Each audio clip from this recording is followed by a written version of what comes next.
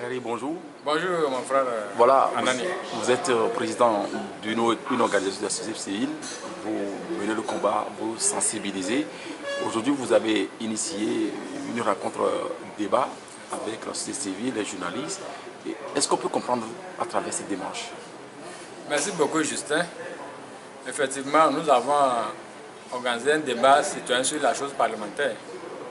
Et ce débat, c'est pour répondre aux vœux de l'Union interparlementaire qui recommande à tous les parlementaires de s'ouvrir, à tous les parlements de cette union-là, de s'ouvrir aux citoyens.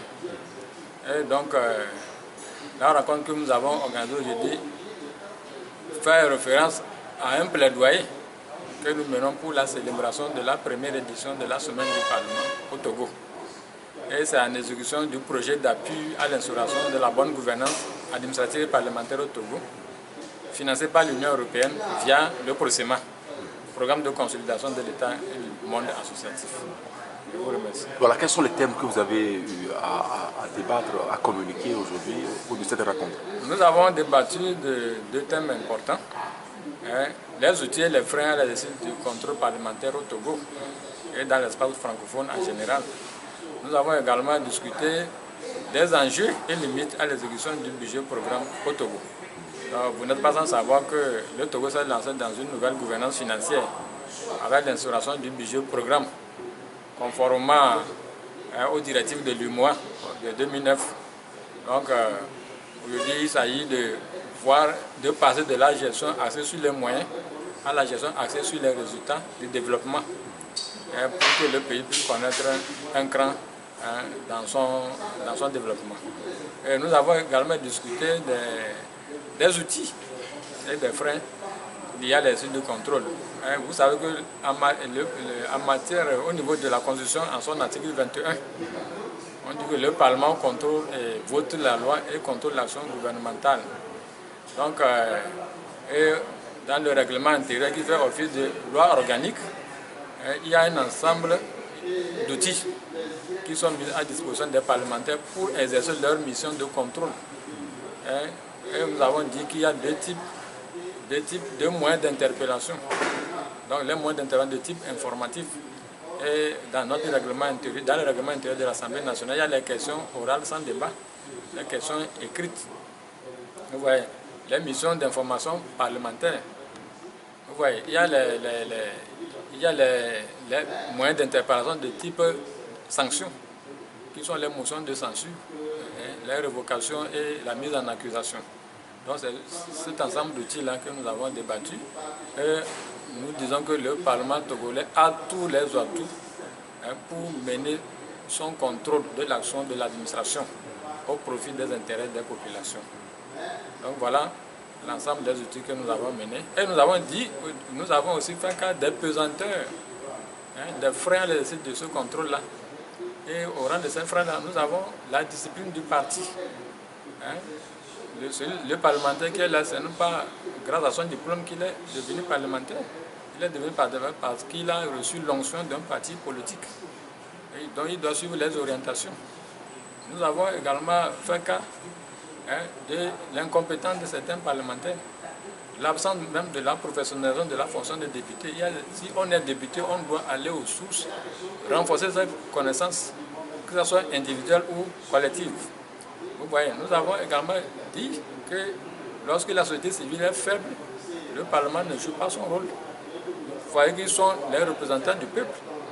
Ils doivent rendre compte du peuple. S'ils ne le font pas, c'est à nous, société civile, c'est à nous, médias, de les interpeller. Donc, comment faire pour avoir un Parlement redevable, transparent, accessible,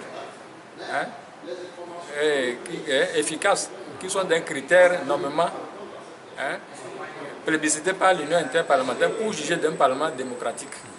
Donc voilà un ensemble de sujets qui ont fait l'objet de notre échange aujourd'hui. Voilà, quand vous prenez aujourd'hui notre constitution, on a certainement le sens à comprendre que nous sommes dans un régime semi-présidentiel, ou régime néo-participationniste. Vraiment tout est confus. Est-ce que dans ces conditions-là, un parlementaire peut pleinement jouer son rôle? Ou le chef de l'État est avant tout le chef suprême? Oui, merci beaucoup pour cette question-là. Comme vous le savez, nous sommes dans un régime dont on ne comprend même pas la quintessence. La Constitution avait préconisé un régime semi-présidentiel. Certains constitutionnels français avaient préconisé ça. Quand vous voyez, c'est une copie collée. Au départ, c'est une copie collée de la Constitution française. Et c'est déplorable pour des États qui se disent indépendants comme le Togo. Et au fil du temps, on a compris que cette constitution-là créé des problèmes au chef de l'État dans l'exercice de sa mission. Donc, cette éducation de la fonction même de ce régime-là a commencé avec la primature, les attaques de la primature. Puisqu'on avait compris que le Premier ministre était quand même tout puissant et le président. Donc, il y avait un conflit. Il y avait un conflit entre le Premier ministre et le président de la République par rapport à certaines prérogatives. Donc comment faire? Et vous savez que nous, en Afrique, souvent, même si nous adoptons pour un style de gouvernance donné, on voudrait être toujours chef. Donc on ne veut pas avoir un contradicteur dans le gouvernement qui puisse nous empêcher de mener à bien notre politique. Donc aujourd'hui, le régime, on ne comprend plus dans quel régime nous sommes.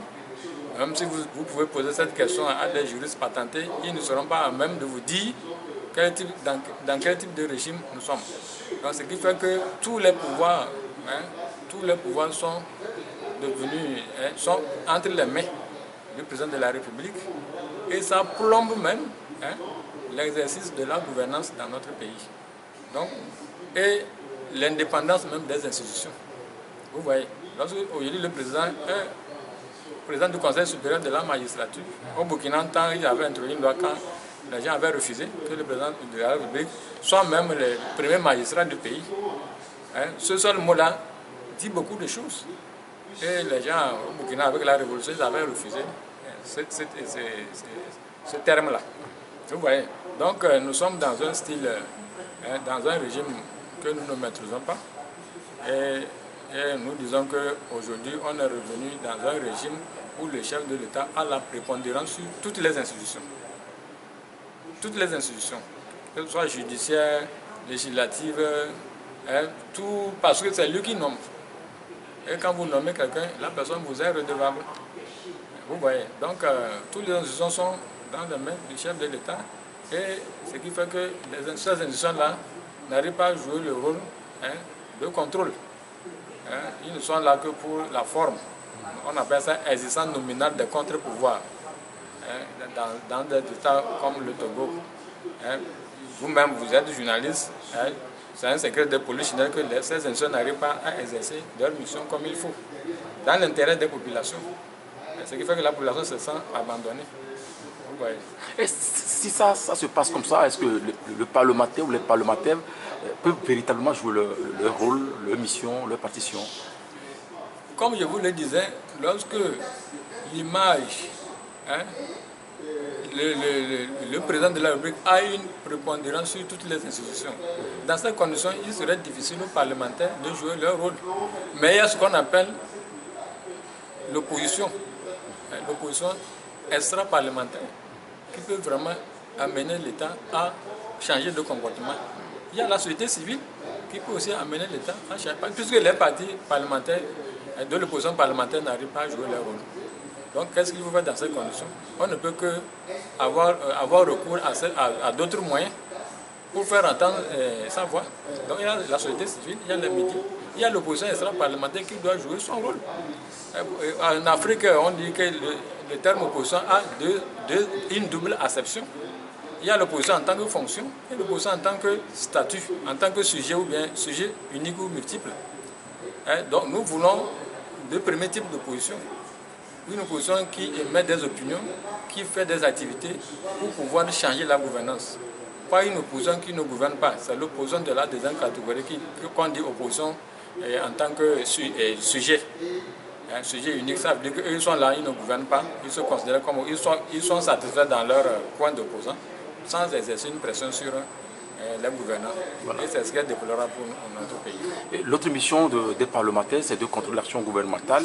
Le constat aujourd'hui au Togo, le gouvernement accompagne. Le Parlement ou les parlementaires accompagnent le gouvernement. Ce n'est pas un précédent dangereux? Ce n'est pas un précédent dangereux en ce sens que la démocratie même c'est la loi de la majorité. Mais il faut que cette majorité soit une majorité éclairée, une majorité critique. Vous pouvez suivre quelqu'un, à un moment donné, il faut lui rappeler que la voie que nous empruntons risque d'être dangereuse pour nous. Revenons en arrière, regardons en face l'intérêt de la population. Je crois que la majorité peut faire cette autocritique-là pour pouvoir défendre la population. Vous voyez, la majorité est là pour accompagner le gouvernement. Dans toute démocratie, c'est pour cela que les régimes se battent pour avoir une majorité à l'Assemblée. Donc, mais il ne faut pas que ce soit une majorité mécanique qui vote des lois liberticides, qui ne défend pas les populations là où on l'attend le plus, qui est là pour vraiment faire chorus aux politiques et décisions du gouvernement. Donc, on peut quand même avoir une majorité pour accompagner le gouvernement, mais on peut à un moment donné critiquer le gouvernement et faire d'autres propositions pour améliorer la gouvernance dans l'intérêt de la population. Donc, c'est très important. Voilà. Ce n'est pas dangereux, mais il appartient à ceux-là de savoir ce pourquoi ils sont là-bas. Voilà. Dans votre communication, vous mettez l'accent sur la sensibilisation, la communication, pour sensibiliser, pour que les uns et les autres puissent prendre conscience de la chose publique. C'est ça. Vous confirmez? Bien sûr, bien sûr, bien sûr. Puisque la chose publique, c'est la chose de nous tous. Nous sommes dans une république, même dans un royaume, c'est le public. Le roi est là pour la population. On a donné l'exemple du Maroc. Toutes les institutions fonctionnent là-bas, même si on est dans un régime de royauté. Vous voyez, donc, tout est question de la liberté laissée aux institutions de travailler. Donc il faut revoir même la constitution togolaise. Il faut un nouveau contrat qui permet aux Togolais de revoir dans quel type de gouvernance ils veulent être. On a revu, on a fait des réformes, tout ça là, mais ça ne résout pas le problème.